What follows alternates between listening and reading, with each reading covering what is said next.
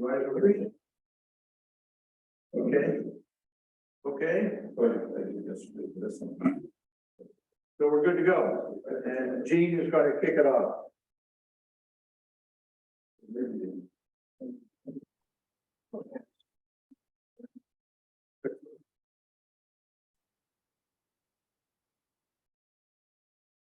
Okay, we're going to get started finally. I should mention, once again, we're having technical difficulties. I hope things go okay for the rest of the presentation. But if not, please understand we're trying to do the best we can to get this system working. I'm Gene Bolster. I'm chairperson of the Water Quality Committee for the Conesus Lake Association. I'll be giving part of the presentation tonight, along with a couple of colleagues who I'll introduce in a little bit, who will be presenting the rest of it. By the way, this is the first Watershed Education Center presentation in 2023 springtime. I just noticed that today is spring because Monday was first day of spring. So now we can understand why we have this balmy weather outside.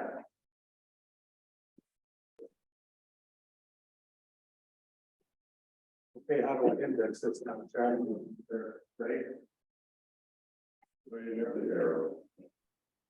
There's no arrows here anymore. Because we got that.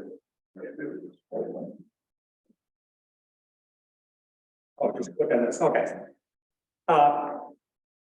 So the subject tonight is monitoring in Lake Conesus Lake. The objectives of the presentation are to present what monitoring activities take place on the lake and create a increased public awareness of the importance of these monitoring activities. By the way, the presentation, at least my part of the presentation, is going to be very fast. It's going to cover a lot of time. I'm not going to delve into a lot of depth in the individual monitoring programs. And it's also, my part of it's aimed at the non-scientist resident. So don't feel, I'm not going to give tests at the end. So if you remember just a little bit of it, and you can take away that monitoring, extensive number of monitoring programs take place on the lake, and that they're important, and I'll cover that information a little bit later.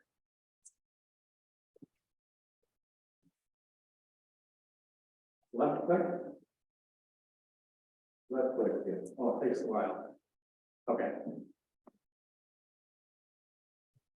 Like getting things pop up, it covers up the tree. So I've defined monitoring, or I've broken up monitoring on the lake in two different categories. One is the routine long-term monitoring, which really is a systematic collection of data, and it's archived for current use, or more importantly, for long-term use. There's also an extensive set of monitoring that's done for research studies. Tonight, research studies are not part of this presentation. But if you are interested in that, that could be a subject actually of another presentation. But there's an archive of past scientific studies on the Livingston County website. There's a link down below, or you'll see the link here, and you can go there and see studies and reports that go back to, I think it's 1968. So, by the way, I will, at the end of the meeting, there's a page that will show a page of all of these links. But if you want to take a look at those in the future, you can. And if you have any questions about the presentation tonight, send the question in to info@conesuslake.org, and that's to my attention. And I will follow up to either answer it myself or get the right person who can answer the question for you. So the agenda is here. I'm going to give the overview of monitoring programs. Part two, Barry Seaside and Carl Hanifin will give separate presentations. Barry will address lake monitoring, lake level management. And he also may be talking about briefly a new project that is in very early stages, feasibility stages, and that is to see if it's feasible for the CLA, along with our partners at SUNY Brockport, put in a stream gauge station on the lake.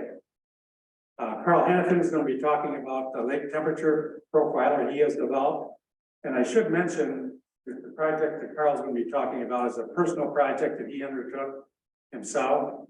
He self-funded it, but he has agreed to allow us to put it under the general banner of the Canisius Lake Association. Although I do want to emphasize it's his personal project. Carl will also be talking about tributary plume study that he was involved in recently, the involved instruments. So with regard to routine monitoring, what is routine monitoring? Why are we monitoring it? Why do we do monitoring, and who conducts that monitoring will be the next part of my presentation. I tried to find a better term for routine monitoring, and I couldn't find one anyplace in the literature, but probably if routine long-term monitoring was added, it might be a little more descriptive. What is routine monitoring? It is a systematic collection of data, lake-related data, for use when needed. It could be immediate, or it could be more typically long-term. A lot of times this data is collected over decades and is never used until a scientific project comes along that feels there's some information there that would be useful. Why do we collect this routine data? Canisius Lake is designated for 3 uses. One of them is a public water supply. 20,000 residents in the Houston County get their water from here. There's a native ecosystem, which is all the plants and animals and bacteria and things that grow in the lake. We want to do our part, make sure that it's a stable lake environment, ecosystem. And in order to do that, you have to have data, monitoring data that shows you what the trends are. And finally, public safety really is behind all of these 3 items I just mentioned. We want people that get their water from the lake to have good quality water, not loaded with toxins, although the public water people that run the treatment plants are on the lookout for that. We want to keep this native ecosystem stable and safe. And recreation is really it's lake residents that live on the lake, swimmers and boaters that come in off site. It also is fishing. So the lake needs to be maintained so that's safe for all those designated uses. We also collect routine data to keep track of long-term trends. There is variability day to day, and can be fairly significant data year to year. But what's really important is the long-term trend. And when we have long-term trends, we can make comparisons then with Canisius Lake, how it's trending compared to other similar lakes in Western New York. And it's also important to, when we think about a future scientific study or implementing some kind of a project, it needs to be based on sound data and sound science. Without that long-term data, we can't provide that. And finally, we need the data to evaluate how effective past projects were. There's 3 types of routine monitoring. One is permanent on-site instruments that operate 24/7. An example of that is the weather station. Samples are collected, water samples or perhaps vegetation, that type of thing are collected and analyzed at off-site labs. And then trained observers can collect data, whether it's a perception or actual data, by directly in the field at the time of the lake. These are the kinds of data that is collected. Biological, example is aquatic weeds. Chemical, example is nutrients such as phosphorus. Physical is something like lake temperature. Weather data, I'll be talking more about that in the future. Hydrological is a bigger word, but basically what this deals with, all water bodies, whether it's salt water or fresh water, evaporate water into the atmosphere. That atmosphere comes down in the form of precipitation. Sometimes it falls directly in the lake. Sometimes the rest of it would fall on land. Part of that falls on the land is absorbed, becomes part of the groundwater. And the rest of it could fall in a place where it runs off rather quickly into a tributary and into the lake. Invasive species is kind of a separate category. We've had invasive species in Conesus Lake for quite a while. Eurasian water milfoil is an example. And it was there, it was somewhat of a problem, but there wasn't much big deal made about it. But I think it was in 2012, hydrilla was found in Cayuga Lake. And this is something we definitely don't want. No lake wants it. It would be a major game changer for the lake. So that triggered a whole bunch of activity in New York State and around the country, actually, in coming up with programs to prevent the spread of invasive species from one lake to another lake. Invasive species that are a problem for the lake can also be land-based. Hemlock woolly adelgid, HWA, is a pest that's attacking hemlocks in the Northeast.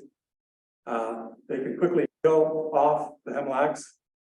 Unfortunately, the hemlocks are one of the best plants that for stabilizing the soil and the steep ravines we have around the lake. And if the hemlocks die off, that protection of stabilizing the soil on, it will take a long time for new vegetation to regrow and stabilize the soil in the steep ravines. Conesus Lake is fortunate to have a watershed management plan. It's about over 20 years old now. In fact, there's going to be a watershed education center program coming up. I believe it's sometime in the next couple of months on the watershed management plan. But the county planning department manages the watershed monitoring component of the watershed management plan. And they typically meet once a year with our fellow scientists at SUNY Brockport and SUNY Geneseo. And they develop a management plan, monitoring plan for that for the coming summer. And these are the types of things: aquatic vegetation, food web, and tributaries and watershed. I won't go into a lot of detail there, but that's the type of monitoring they do on a routine basis every year. CLA does monitoring. We have 2 weather stations on the lake. I'll talk more about that later. We participate in invasive species surveys. This is looking perhaps for a specific one of concern, or it could be just a general survey to see what may be out there that we don't expect. Surface water chemistry is a volunteer. In this case, we had a volunteer for several years worked on this. He used a simple lab test on the spot that would determine whether the presence or absence of compounds, chemicals of interest like phosphorus, for example. And while the data collected was not research quality, it was good enough over a period of time to demonstrate there's a trend going on in that particular tributary. For example, it might be phosphorus is climbing, and it's a signal that somebody ought to take a look at what's happening upstream in that tributary to see if corrective action needs to be taken. Water temperature profile, Carl's going to be talking about that later. CSLAP, Citizens Statewide Lake Assessment Program. This is a program that was developed by the DEC and is now funded by the DEC. It's being implemented by the Federation of Lake Associations, and 160 lake associations that are a member of are participating in this coming year's survey. And depending on where you look, there's somewhere in the neighborhood of 700 lakes in New York State. Or you may find a different number. It depends on how you define what a lake is. But even with these 160 participating lakes, it's a small number compared to the total, but it does give a good trend on what's happening in all the lakes. This is the data collected by CSLAP. I'll mention a couple items here. Secchi depth. The reason I mentioned this was invented back in the mid-1800s by a gentleman by the name of Secchi. Am I pronouncing that right? Secchi? Okay. It's basically a black and white disc that's lowered in the water. But you can no longer, so you drop it in the water, and you can no longer see it. That's the second depth. It's a measure of the clarity of the water quality. Interestingly, it's still a major tool that's used today around the world, and including in CSLAP. Chloride is the other one. Chloride is a component of road salt. The long-term data has been collected on Neches Lake that is constantly and consistently trending upward. There's been studies that show that this has the potential to upset the food web in the lake and that ecosystem I talked about earlier. It's a tough problem. People want safe roads. Same people and other people are interested in keeping the lake healthy. And it's going to be a tough public policy decision when the stuff hits the fan down the road. So this has really reached a serious problem. I should mention there's been a lot of work done in this area. Of all the towns have typically stored salt piles, so they store on site ready for salting the roads. Those now, I believe, in the watershed, and in fact, probably pretty much in all the county, are in the shed now. So it prevents precipitation from flushing that into the groundwater. The other thing that's been done, the salt spreaders are becoming better, so they can better control and limit the amount of excess salt they don't need to be putting on the road. Volunteers collect both field data, that's where they make some measurements in the field, and they also collect water samples. These samples are sent to off-site labs, and DEC scientists analyze the data from the labs, and they write an annual report both for individual lakes and for groups of lakes.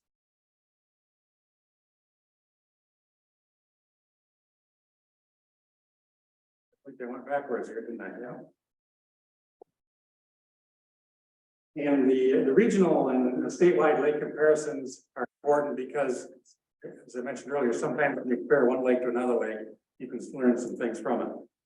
On Neches Lake, we have two sampling locations. One is on the North Basin, or in the North Basin, same spot every time, and second one's in the South Basin.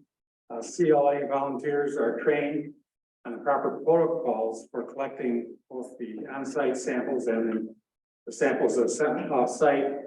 This is very important because this data that's produced needs to be high-quality data and something reliable, and basically considered the research-grade data.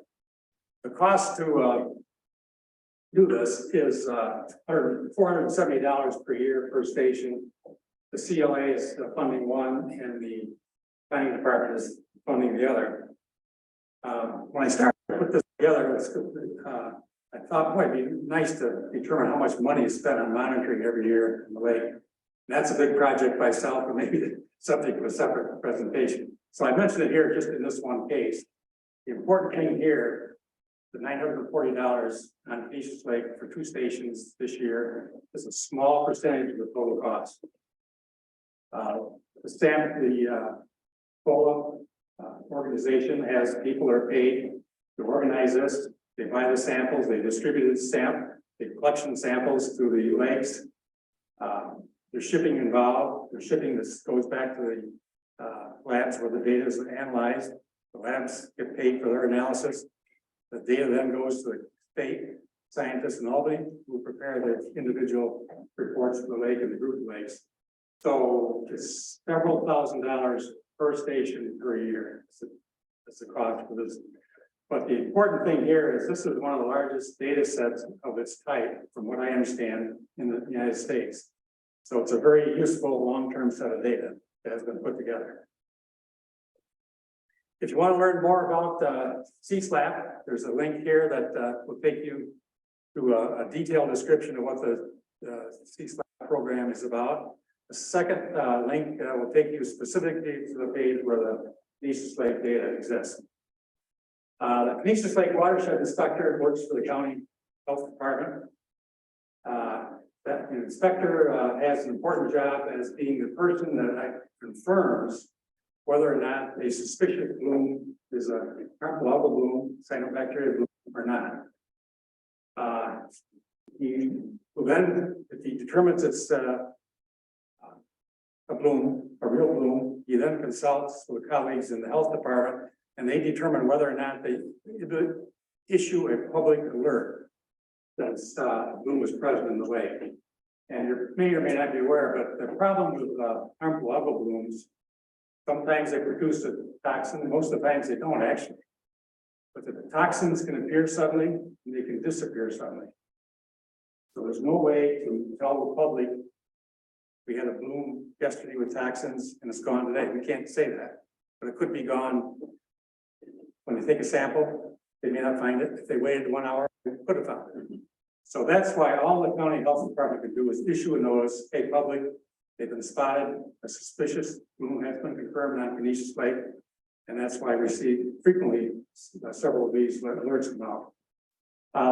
Watershed inspector is also responsible for routinely monitoring the 3 public beaches on the lake. And the watershed inspector has the authority to close those beaches if the coliform count is higher than what the maximum limit is. The watershed inspector also works in the watershed on land. If there's construction underway, the ground is disturbed, that the proper measures aren't taken that can flow into the lake, add a lot of silt and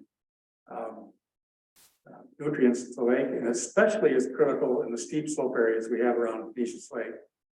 A small amount of ground being disturbed can really flush a lot of silt into the lake. The watershed inspector also monitors septic systems. There aren't many, if any, of these on the lake shore anymore, but a septic system is failing upland may discharge into a side ditch which flows to a tributary, and now there's a problem with that untreated septic discharge flowing directly into the lake.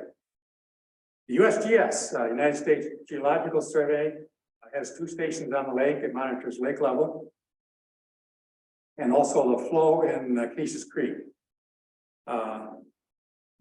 There are links here where you can see that directly, that information directly by going to their website. The lake level data is Gary's going to be talking about how that's used in a little while. Now it comes directly, well, let me back up. The Canisius Lake Association website has a graph on there that plots current lake level versus the target levels. So you can see where the lake is compared to where it should be. Today, that information comes directly from USGS. A few years ago, fortunately, a local company called Tellog provided us with our own lake level sensor. Unfortunately, that was destroyed when the USGS station burned suspiciously at 10 o'clock on July 3rd, about 3 or 4 years ago. So that was gone. So since then, we've switched directly and found a way to provide real-time data using USGS data.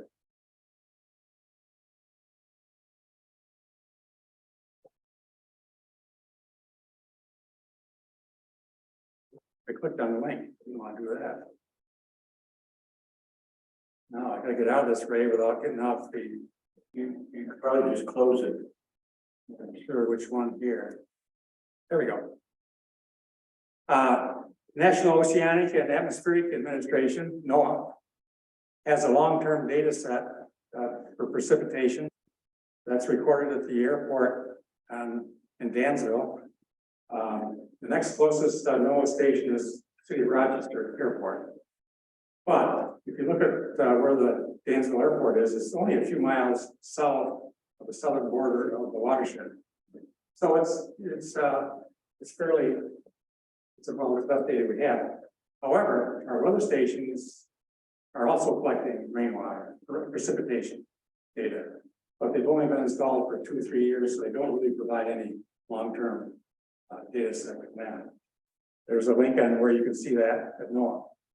The 2 water treatment plants managed by Avon and Geneseo routinely take the temperature of the water that's drawn from the lake, and they also check for turbidity.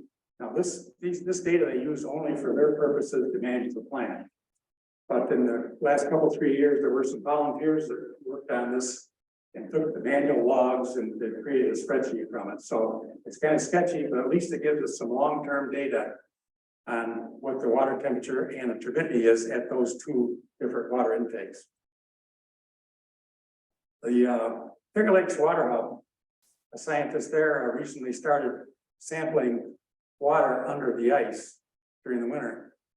And this is something I don't think that's been studied real close, but there is biological activity under the ice. And what can we learn from that during the winter? How it may influence what happens the following summer in the way of algal blooms or whatever. Unfortunately, the weather temperatures trending upward. We don't have good reliable ice anymore, so I don't know how much longer this program is going to be effective. Invasive species monitoring. I talked earlier about the field surveys, and we have LA volunteers, watershed managers involved, SUNY Geneseo, scientists and students, and PRISM, which is a new name. That's a New York State organization. There are several PRISMs in the lake. This is called Partnership for Regional Invasive Species Management, and they are very active in helping to monitor invasive species monitoring. Also need to mention that the Watercraft Steward Program, which is now run by the New York State Parks Department, they actually collect invasive species data. They inspect boats as they come in. They certainly find that if they find the invasive species on the boat or the trailer, they'll report it as part of their data. Even if there's what looks like to be not a clean boat, they'll put that down. Then they ask information of the boat owner, which is voluntarily offered. In most cases, the owner of that boat will cooperate. And they're asked what was the last lake they visited.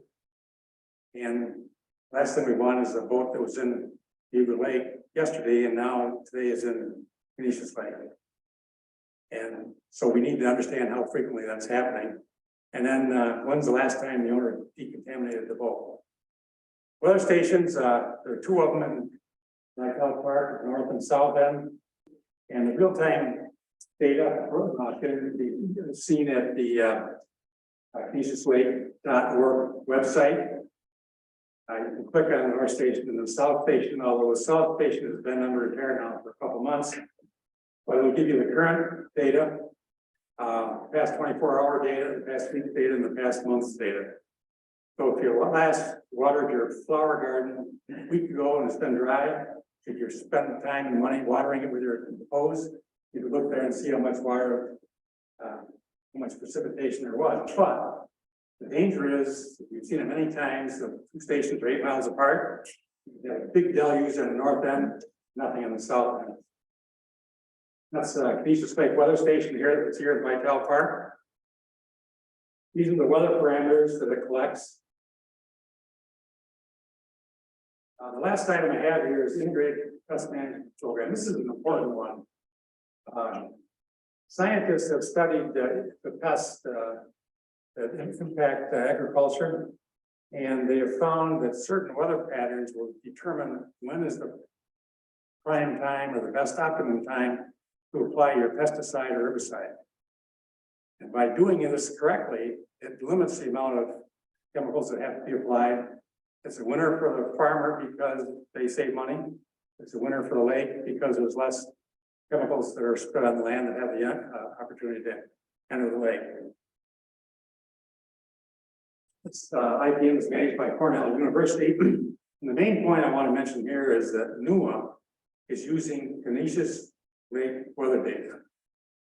They started that as soon as we put in our two stations here. And they found that when they've switched to our data, it's more accurate, more representative of the watershed than the previous data that they were using, which was from weather stations that were outside the watershed.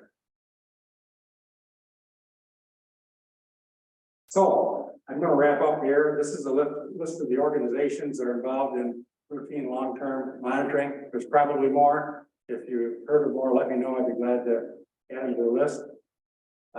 Here's a list of appendix of the links that were in the presentation. For those that are here tonight in the room, there's a copy back there if you want to take it. Otherwise, you can go to the Canisius Lake YouTube channel, and if we were successful in recording the presentation tonight. We'll get the information directly there. So that's the end of my part. So we're going to start part 2 now. And I've already introduced Barry and Carl. And we're going to now explain how they have used data to implement improvements in managing the lake, or in one case, how a new instrument is being developed to more accurately collect data. So I'll turn it over. Barry's going to go first. Be very good. Hey, why don't you just make sure you know how to advance the slide? Yeah, it's like right here. Here.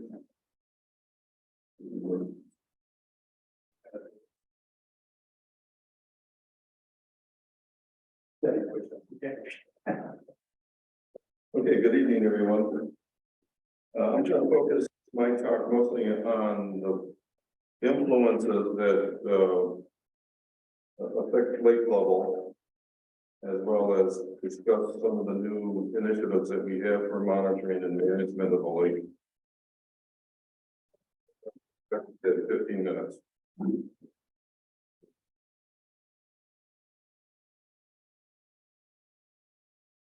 Okay, so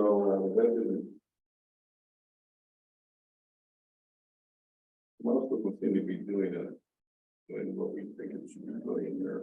It's not advancing. I think Jim busted it one of this. Oh.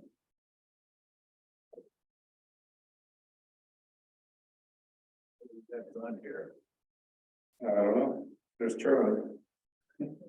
Yeah, but where's the presentation go? On the shared screen.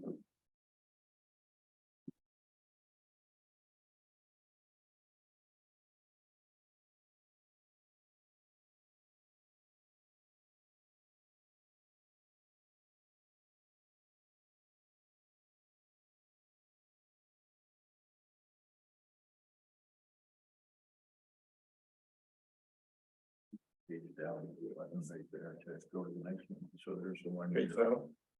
Yeah, page down. Okay, that was Ray Case, my assistant. First, some historic information. In the high lake level was recorded in 1972. When I think it was Hurricane Agnes sat over the top of our lake and dumped something like 4 feet of water into the lake. The high water mark was measured at 822.5 feet, which is about 4 feet above the lake level today. And it caused substantial damage up and down the lake with property owners. So that prompted New York State to hire the U.S. Army Corps of Engineers to build a new flood control system at the north end of our lake, which included dredging a new canal, the outlet canal, and installing this dam that you can see here on the screen. So this was completed in 1989. It only took them 16 years to get from the hurricane to the dam. So that's as fast as they can basically move. The interesting thing about the dam is that, well, before I get there, I should mention that the New York State also ceded maintenance and management and operation control of the dam to the compacted towns.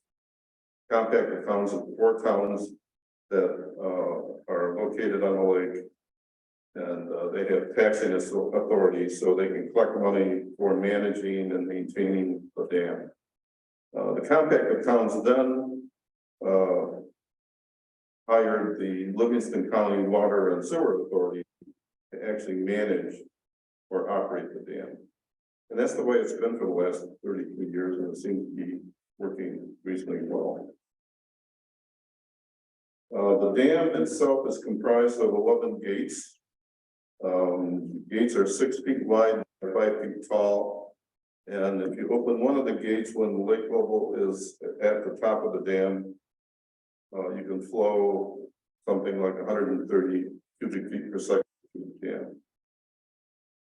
In 5 gates, you can get up to 800 cubic feet per second. And the interesting thing is that if you open up additional gates, you won't provide any additional flow. The maximum flow through the dam is 800 cubic feet per second with 5 gates open. And after that, the configuration of the outlet panel actually limits the flow to 800 cubic feet per second. So 800 cubic feet per second is, in real numbers, is 500 MGD or million gallons per day, 500 million gallons per day, which is equivalent to about 6 inches of lake level. So peak flow through the dam for 24 hours would drop the lake roughly 6 inches. And that's important to know because Hurricane Agnes dumped 4 feet of water into the lake.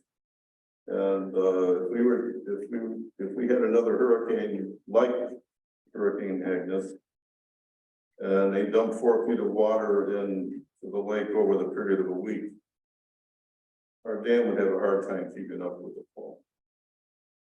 Something to keep in mind. Maybe another project team. Okay. Give it to Arizona. Arizona needs it. Okay. All right, this is the famous rate case graphic. 31-year mean level of the lake, along with the current Corps of Engineers target levels. So the Corps of Engineers basically said that they want the lake to be maintained at 3 different levels. The spring level, which is starts from mid-February to about June 1st, which is at 818.7 feet. That also turns out to be the top of the dam. So what they're saying is in the spring, they want the lake level to be somewhere right near the top of the dam. This is to accommodate fisheries for fish spawning in the inlet of the lake. Then sometime around June 1st, the target level drops 2.5 inches to 818.5, and it remains there throughout the balance of the summer. And I don't really know why they dropped the 2.5 inches. Maybe someone here does, but it's not clear in any of the literature that I've read why that minor change. And then at the end of October, the lake level is supposed to drop 2 feet down to 816.5 and stay there over the winter. And this low level is so to protect lake frontage of property owners from wind-blown ice and storms. The blue line is the actual 31-year average of what the lake level has done. Actually, Ray calls it the mean. I call it the average mean value. I don't know, is the average mean, is that I call it the the mean. term that you can use? I call it the mean because that's what USGS called it. Okay. Thanks, Ray. So as you can see that in the spring, the lake does rise up on average to the target level, actually above the top of the dam. And this happens every year. I went back and looked at 31 years of data, and every year the lake level does rise up to that top of the dam level. So we start the year with a lot of water in the lake. And then it begins decaying at pretty much at a constant rate until it's down about a foot at the end of November, down 12 inches on average. Now this is the 31-year mean. It changes every year. Last year, the lake was was down 16.5 inches at the end of November, or I should say the end of October. But the year before that, in 2021, the lake stayed at the target level or above target level for the entire summer. So,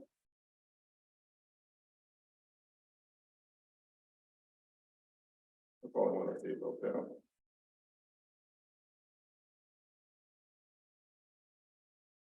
I can figure out what.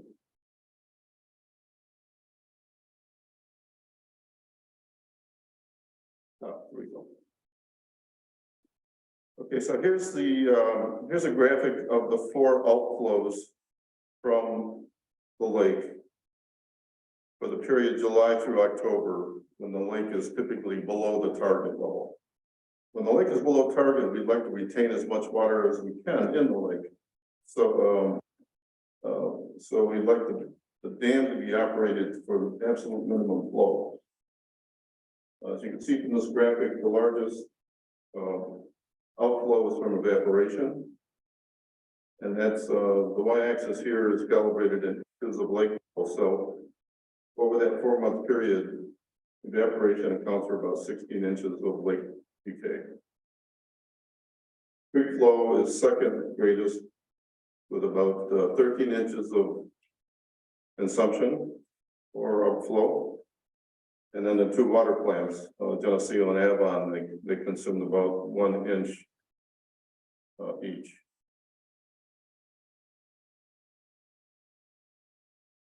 So since evaporation is the largest consumer of water, I thought you might want to discuss this for a minute.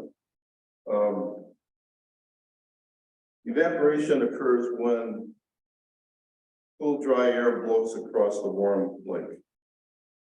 And so it mostly occurs on Canisius Lake in the late fall or late summer, early fall, late at night when we have cooler evenings. That's when you have maximum evaporation. Evaporation is not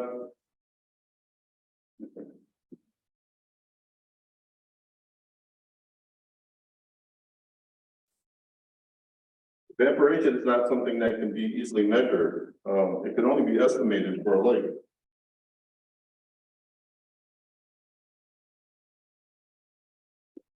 It's because the parameters that make up, that drive evaporation are the differential temperature between the surface of lake water and the air that blows across the lake, wind velocity, humidity, and barometric pressure. And these parameters over a lake body are changing all the time. So you can't just go out with a sensor and measure evaporation. You can only estimate it. In my research, I found 6 different methods of estimating evaporation for lakes. And each method, you came up with a separate, different formula for that. Now, if you plug real data into these 6 different formulas, they come out within about 10% of each other, but they are still just estimates. This particular graph is from GLESA, which is the Great Lakes Independent Science and Assessment Organization. And GLESA actually monitors lake levels, evaporation. They do HAV studies, water quality, invasive species. They study weeds of the Great Lakes. Essentially everything we do here. The difference is that GLESA is operated by University of Michigan, and they get funded by NOAA, where we don't really get any funding. But something we might want to look into. So this particular graphic by GLESA is of Lake Erie, and which is somewhat relevant to our lake in that it's on the same latitude. It sees much of the same climate. lake temperatures, lake surface temperatures are similar to ours because it's a shallow lake. And this is a good starting point for looking at evaporation for Canisius Lake. I developed my own method, my own estimate of evaporation, and what I did is I looked at a period of time a couple years ago in September where there was 3 weeks of no rain. So there was negligible amount of inflow into the lake. And then I looked at the slope of the decay of the lake over that 3 week period, and then subtracted out the components of creek flow and the 2 water plants. And what was left over had to be evaporation. And my evaporation calculation for September agreed with this data within about 10%. So that's the data I used in all my calculations.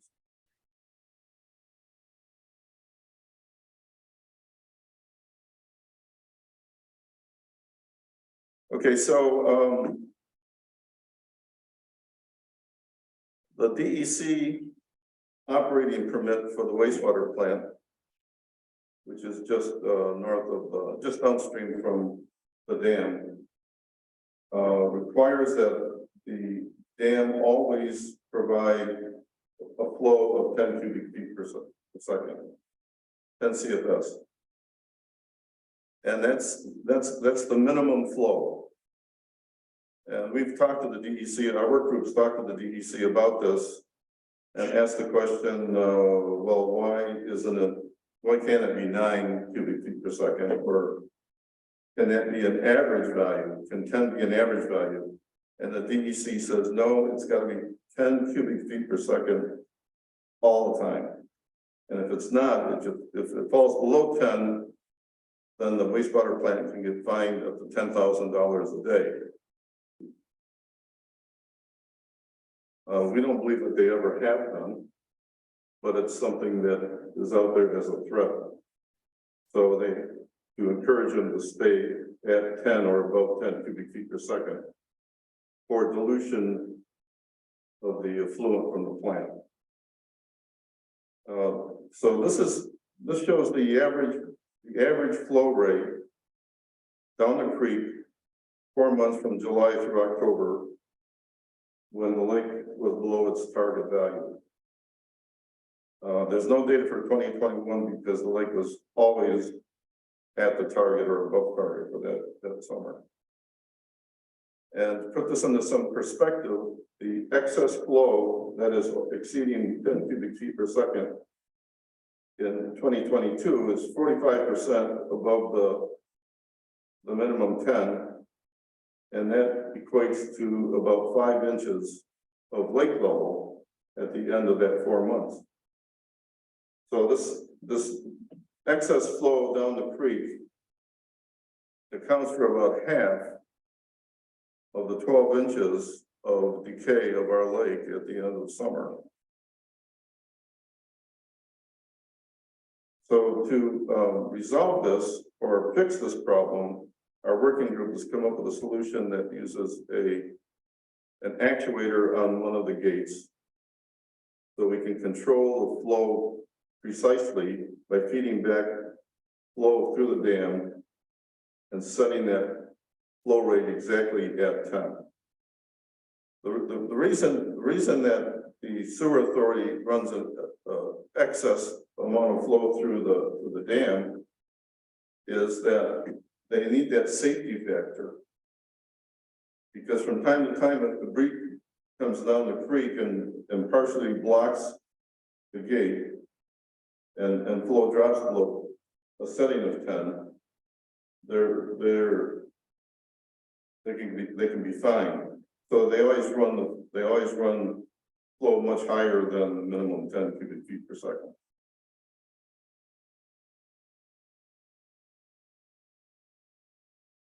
So with our solution, we believe we can save on average 5 or 6 inches of lake level at the end of summer. And so far, we've pitched this concept to pretty much all of the agencies involved in in the decision making for adding that actuator, which includes the compact of towns, the county, the DEC, the Corps of Engineers. Did I leave anybody else here, Gene? Probably not.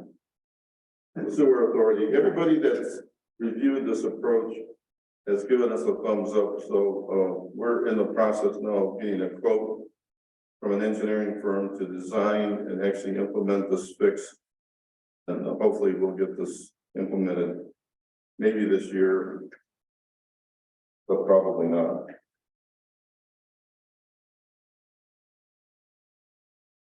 Okay, this is as mentioned, rain level from the two local airports, Rochester and Dansville.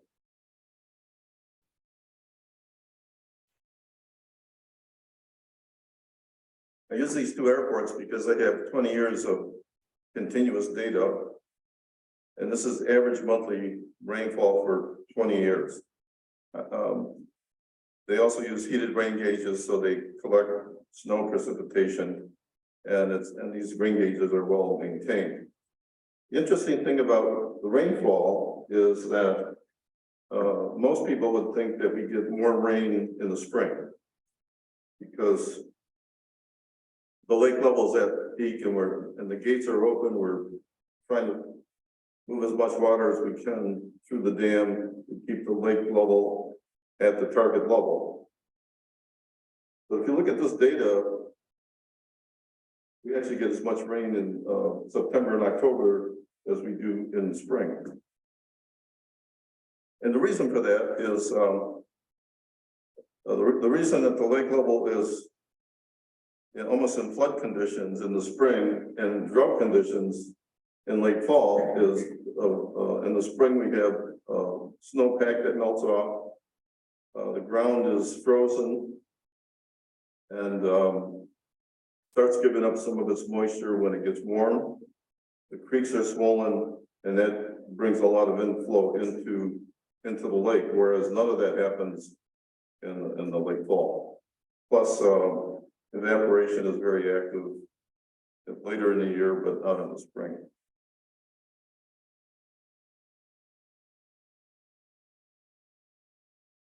Okay, so this is a map of the Conesus Lake watershed, including all of the sub-watersheds. Each of these sub-watersheds has a creek associated with it. The two largest sub-watersheds are at the south, and those are colored in yellow. And that's the South McMillan watershed and the inlet watershed, which is really where the swamp is located. And those two comprise a total of about 40% of our total watershed. And this is where these two watersheds come together, the confluence of the two creeks, which is just south of the Slicker Hill Road Bridge. And what we are planning on doing, what we'd like to do, is locate a flow metering site right at this location. If we can measure the inflow from 40% of the watershed, we could scale that up and have a very good representation or an estimate of the total inflow into the lake. So we've partnered up with a couple of professors at SUNY Brockport in their environmental science department. And one of the advantages is that they have students who work at a fairly low rate. And we're investigating installing a flow metering site here. If we can measure flow, if we have inflow to the lake in real time, it gives us the ability to write a balance equation for the lake inflow and outflow. It'll give us the ability to look at rainfall events and by the inflow to the lake for different rainfall events of different sizes at different times of the year. give us better ability to predict floods. So, that's one of the initiatives that we're working on currently. And, that's all I've got, Gene. And another question. Any questions? Yeah. Where's the stream flow gauge physically located at the dam? It's located about a mile downstream. It's a USGS, It's past the sewer plant? it's past the sewer plant, that's right. All right, this, the next question, does WSA look at the stream flow data and the lake level data to decide when to lower the gates? Or do they just do it by feel about how much water is in the It's a dam? little bit of both. Okay, So they have data, they have the same data that we have. They know what the lake level is, they know if it's rising or falling, right. they know what the stream flow is. And they see the weather pattern. So the Army Corps of Engineers operating manual for the dam specifically states how they should adjust the dam, the gates under different conditions. If they're above target, then they should open the gates to try to bring the lake level down to the target. If they're below target, close the gates to the minimum flow so that we're not dumping more water out of the lake than we should. If the dam operator sees a major storm coming, like a Hurricane Agnes, you would like to think they're gonna start dumping water early, many days early, to get the lake level down as fast as they can to be able to absorb what's coming. So there's a little bit of experience involved in how they do this. I gotta admit, they do a bang up job. I think they do anyways. I've been watching how they respond to different events with the dam control. Adjusting the dam is not an easy thing. There's a crank for every gate, 4 cranks per inch. So if you're going to raise the gate 4 feet, you're going to be there a while, and it's not going to be an easy thing to do. Plus, these guys who manage the dams, they've got other jobs. They're out in the county, working on problems, fixing sewer mains and putting in water meters and so forth. So they're not always available 100% of the time to go be back and forth adjusting the dam. But in general, they have a script to follow that the U.S. Army Corps of Engineers provided, and then they use their own intuitive. Last question.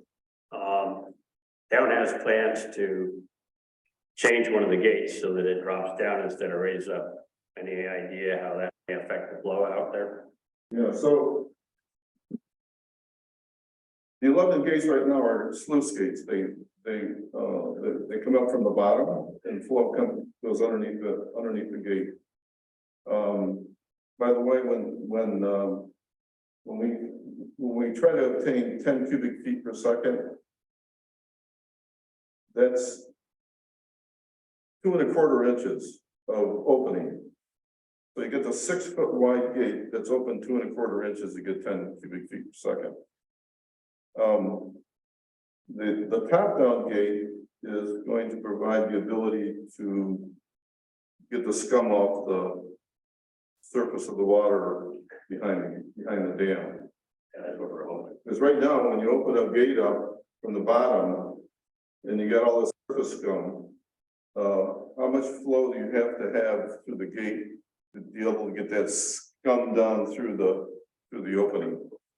So to fix that, what they do is they open up a gate all the way to try to clean out the surface. And that generates a lot of flow, particularly in the time of year when we don't want them to flow a lot of water. So the top-down gate's gonna allow the dam operator to clean off the surface scum without flowing substantial water. You must have a question, Wayne. Oh, I'm very well informed, but I think, I was interested in the predictability of the inflow from 40%. You know, and how would you actually put a flow meter into that? Just looking at your picture. Well, flow meter, we would use the same methodology that the USGS uses. And what you do is you characterize the creek at a location by coming up with a profile of the wetted surface, you know, the depth of the depth throughout the entire process that you're looking at. And then you make a series of velocity measurements at various depths. And so in the lake, so at a specific lake level, creek level, when you make these measurements, you have a data point of flow versus level. Then you go out again when there's a different flow rate, higher or lower, and you run the same set of measurements. And you do this 3 or 4 times, you can come up with a curve, a function curve that allows you to predict flow from only using level. And this is the same method that the USGS uses. So the Rockport students are going to do the measurements and wading out through the creek. And we're going to provide the level sensing. At least that's the plan at the moment. Anything else? Okay, over to you, Carl.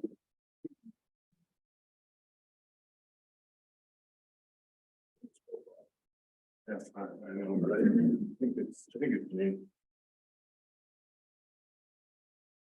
So, describe the temperature monitoring, the temperature profile monitoring system that I designed and is operating in the lake. There's actually three locations in the lake that have had them. The 2 of them are working at the moment. One of them has flooded. One of the recurring problems I've had is with water infiltrating into the system and short circuiting some of the circuit boards. I've got some packaging work to do, but they've been working reasonably well, and I'll show you some results. First, how they're configured is shown in this slide. What I've done is I've run a cable out from my house right here. Run it right along the bottom of the lake, so you don't see it. It doesn't interfere with navigation. Boats can go over, it's no problem. We have had some of these lines be snagged by fishermen. That does occasionally happen. Not so much in Canisius because fishermen don't usually fish at the bottom, but in Hemlock that was a problem, and in Canandaigua that was a problem. We tried putting them in there as well. The data power line goes out to an anchor on the bottom of the lake, and we have a series of sensors that are spaced at typically spaced 1 meter apart, and then there's an underwater buoy, I call it underwater, a float that holds that string in a vertical position and is roughly 15 feet below the surface. I say roughly because the surface keeps moving, but at least it's out of the way of navigation. Doesn't interfere with boat traffic, and in fact, you probably don't even know where they are. There's one out in front of my house in the North Basin. There's one in the center basin of the lake, and one in the South Basin. Right now, the North and the South are working, and the center basin is not. I wanted to show, and I'll pass this around for those of you that are here. This is what the controller box would look like. It's just a small microprocessor. So ESP32, if anybody's interested. And what it does is it takes the data from the string of sensors and takes that data and transmits it up via Wi-Fi to the SUNY Geneseo, the server in SUNY Geneseo, which takes the data and stores it for us. So, and we have a couple of volunteers around the lake that have allowed me to use their Wi-Fi access. It doesn't use much data with. This is one of the sensors that I'll pass around this evening.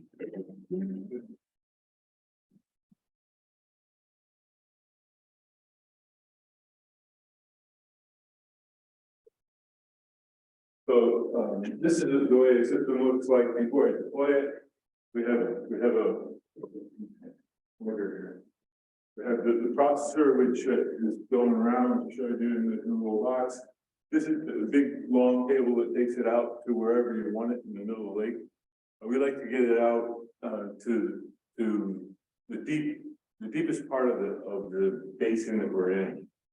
So in the north basin, we're in roughly 4. Center basin, we're in the 45, and the south basin, we're in 60 feet of water.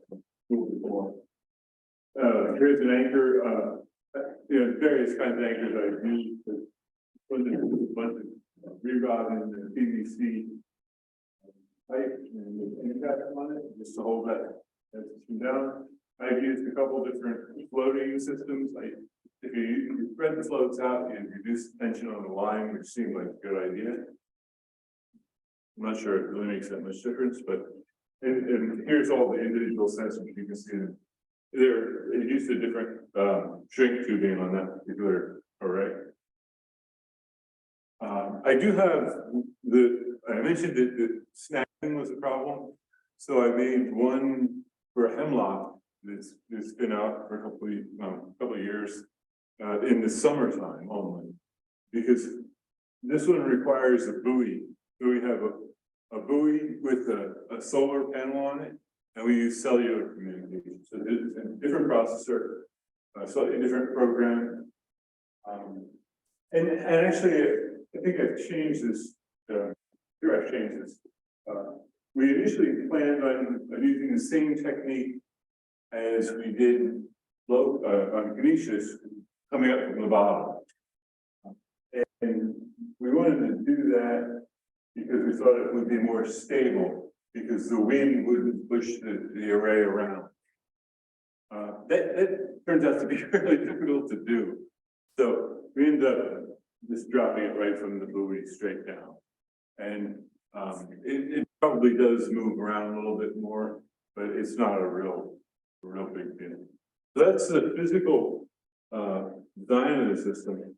This is an example of some data that I just wanted to show you, because it indicates the variability of the temperature, how much change there is. And when we first put the system in, I've been working with Sid Bosch and Geneseo, and he wasn't completely convinced that the sensors were working right, because he saw too much variation.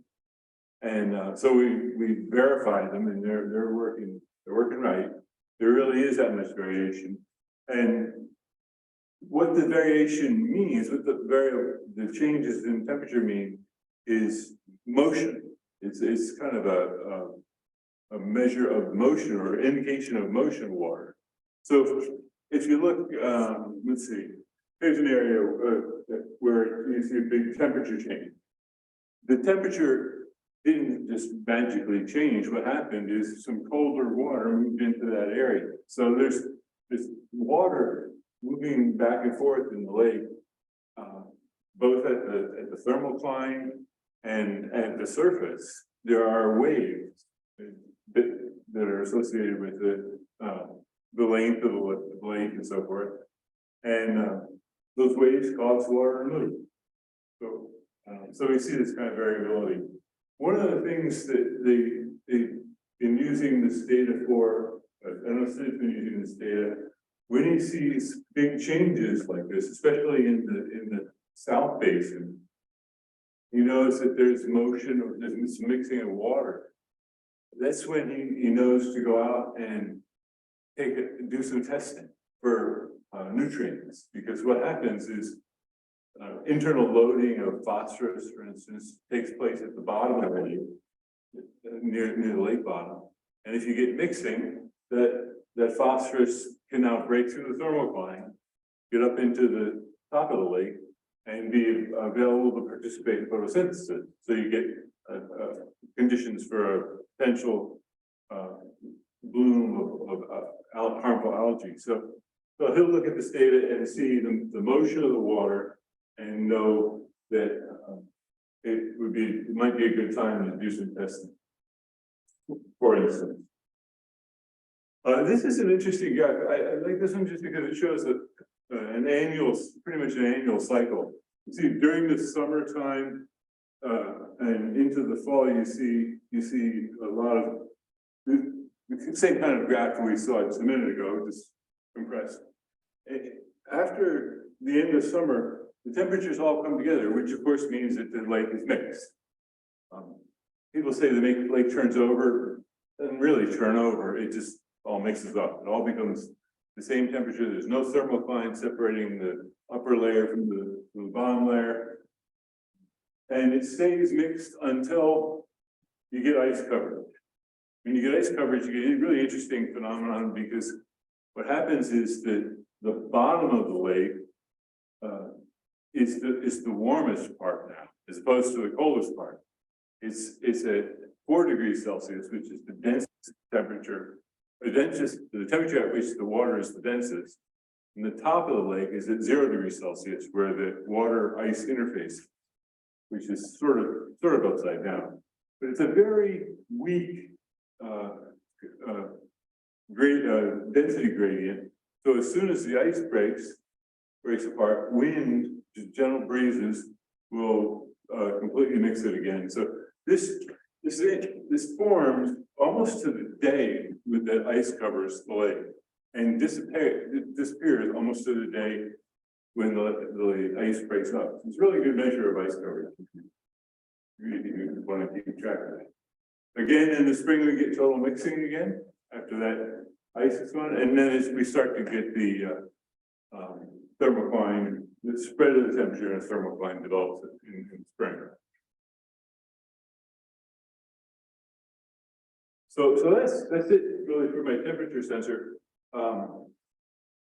I think, the reason I started doing this is because nobody was recording temperature of the lake, and people would sometimes ask me, "Is the lake warm or cold?" Depends where you look. So this is a way to get a little bit of a handle on it, and maybe someday we'll have a better understanding of what this all means, but we're still working on it. Using a very similar kind of sensor network, we tried a tributary plume study. We tried to take a look at the way sediment plumes enter the lake and what happens to them. So again, I was working with Dr. Bosch and Dr. Chislak from SUNY Geneseo and Brockport respectively, and they had this hypothesis that the macrophyte beds, weed beds, will have an impact on nutrient distribution that's related to weed growth. So the idea is, as weeds grow up, they will interfere with the plumes entering the lake and reduce the nutrient distribution. So we tried to test this.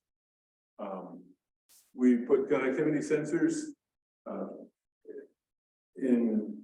around weed bed areas, and tried to figure out if there was a correlation between change in conductivity and lake plumes, rainfall plumes. And we use connectivity because it's easy to measure using a system very much like this. And we assume that, and reason to believe that as sediments are suspended some of the solids would dissolve and increase the conductivity of the water, which actually turned out to be true. See, and we wanted to compare the observations of the conductivity with aerial photographs, just to see what would happen. So this is the site where we took, in each of the stars is one of the conductivity sensors. So there's and this is only temperature. No, I think it's both conductivity and temperature. And there's one here just fairly near the entry of the tributary to the lake. And there were 4 out here. Those 4 were placed on proximity or in proximity to the weed bed. Unfortunately, it was a little far away. So when we got some lake plumes, I think I had some in there. Oops. Went too far. When we got some lake plumes, this is the kind of data we saw, where we had the nearest to the shore sensor responding to with changes in conductivity, but those sensors that were out by the weed bed really didn't respond very well. It was just too far away. Turbidity or light transmission might have been a better indicator. I don't know. We didn't try that. So we were able to characterize plumes in 4 different ways by looking at a bunch of them. Or I guess there are a couple of different ways to look at it. One is plumes that were recurring versus one-time plumes. There's a lot of little tributaries around the lake, little ditches, that in the springtime, first big rain event, cleans out those tributaries, and when all this stuff goes into the lake. And then in subsequent rain events, you don't see quite the plumes, you don't see the sediment coming down. It's just that first clean out. So that's something to be aware of. And then there are others that are recurring, that seem to have an erosion problem, and they put nutrients into the lake every time. That's one way to break them down. And then there's also ones that I call fan out. Like this is a good example. B and C here, where the lake plume is probably shallow for a ways out, and the lake plume just spreads out and makes it a little bit shallower every time it rains. And then there's also some that are, especially in the south of the lake, where the drop off is very close to shore. The plume goes out and just sinks. And that's an interesting one, because it may be, and just a thought, it may be that it's bringing nutrients down with it and contributing to some of the nutrients may be masquerading as thermal loading. So it's interesting to note that some of the tributaries put substantial nutrients below the thermocline right away. That's kind of interesting. The key takeaways from that is public awareness, be aware of these things, and extensive monitoring activities. Oh, this is your slide. Yeah, so that. Yeah, this is wrap it up for you. This is again mine. Public awareness was my key takeaway from this slide. Be aware of what's going on in tributaries, and make sure you use best practices for construction and so forth. Did you slide that? Okay. Well, we're right on time. We're only about 30 minutes late. So, does anybody have questions? I'm just curious, what do you expect to see this year where we really didn't get a full lake freeze? And so, you had the graph, did the graph follow a similar thing this year? I don't anticipate we'll see the inversion. Right. We might briefly, because we did have, in the north end anyway, North end. we had skim ice for a few days. I haven't really looked at that. It'd be interesting to know. I haven't Just if you didn't get a. picked it up yet. See how well it is. Even when we had skim ice on top, I'm not sure it went all the way across the lake, and I don't know how disrupted it would have been by wind. Certainly, it's an anomalous year. Yeah, I'd love to see it, that'd be cool. I see there are two comments in the chat section. Around 6:34, someone said I can hear very faintly. I hope that cleared up as we got further into the presentation. The second one was from a Brad. Is there a consideration to keep it higher in August? This is a chronic issue for those of us on Lakeville gets too shallow.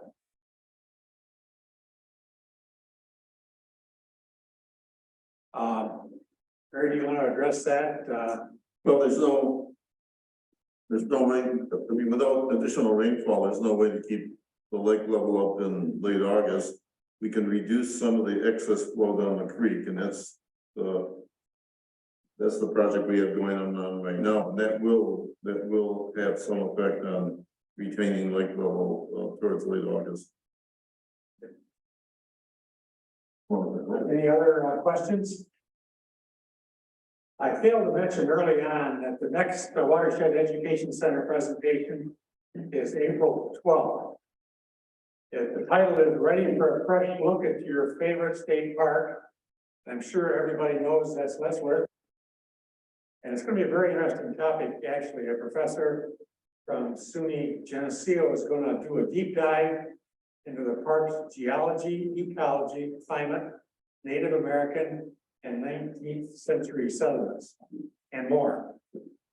And he has a new book out on the subject, which will be the basis for the presentation. It's interesting to note that history type presentations seem to be one of the most popular we have here at the presentation. So this combines a little bit of science, ecology, and history. Yeah. So if that's it, we're done for the evening. Pretty quick. Yeah, quick thing. We'll go to the next slide.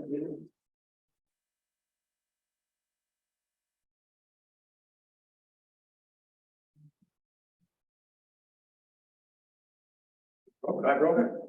Yeah, I've been used to that twice tonight, yeah. There we go. Gene mentioned earlier that there's a lot of websites that you can go to see some of the background information, the results of the research and that sort of thing. So we stuck this little QR code here. And what it'll do is it'll just go to a page that has the name, the title, and then the actual link. So with your phone, you should actually be able to go to these links. And I'm kind of leaving it up here because the folks that are, maybe going to look at this presentation in the future using their, on our YouTube channel, they could actually do it right off their laptop and, open up that link or those links to see what they are. And Gene already talked about this. This is really the next event that's coming up here at WEC. So thanks everybody for attending. And I believe Charlie Brown will be sending out a questionnaire on your thoughts and opinions about the presentation. So we definitely encourage all of you to submit your comments, good or bad, because we want to use continuous improvement to try to make these presentations better as we go along. Okay, thanks everybody.